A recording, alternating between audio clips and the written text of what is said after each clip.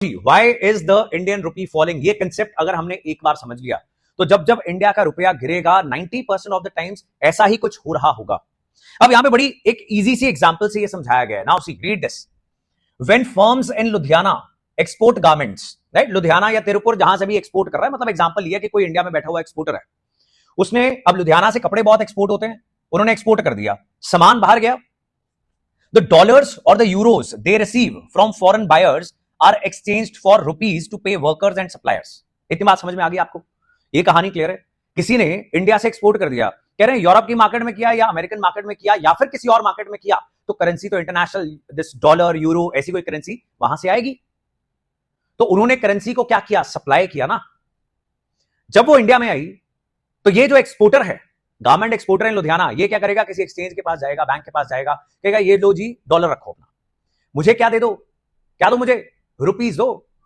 रुपी demand किया गया, dollar supply किया गया। जिस चीज की डिमांड ज्यादा होती है उसकी वैल्यू ज्यादा होती है, ये तो बेसिक कंसेप्ट है। वैल्यू कह लो, प्राइस कह लो, जिस चीज की सप्लाई ज्यादा होती है उसकी कम होती है। इतना सा कंसेप्ट है बस। अब इससे रुपया कैसे गिर रहा है वो एक अलग स्टोरी है। अब इन दिस केस हमने एक्सपोर्ट किया, डॉलर आया, डॉलर हमने दिया, सप्लाई हुआ। सो डॉलर की सप्लाई हुई, रुपी डिमांड किया गया, रुपी की डिमांड बढ़ी बिकॉज हमने एक्सपोर्ट किया था। लेकिन प्रॉब्लम यही है कि हम एक्सपोर्ट कम करते हैं, हम इंपोर्ट ज्यादा करवाते हैं। हमारा हमेशा ट्रेड डेफिसिट रहता है, खासकर गुड्स सेक्टर के अंदर। सर्विसेज में फिर कभी कभी हम सरप्लस में हो जाते हैं, लेकिन मैन्युफैक्चरिंग क्योंकि इंडिया के अंदर अच्छा नहीं कर पाई, इसीलिए we are importing more and exporting less. So जब हमने एक्सपोर्ट किया तो डॉलर सप्लाई हुआ, रुपी की डिमांड बढ़ी, राइट।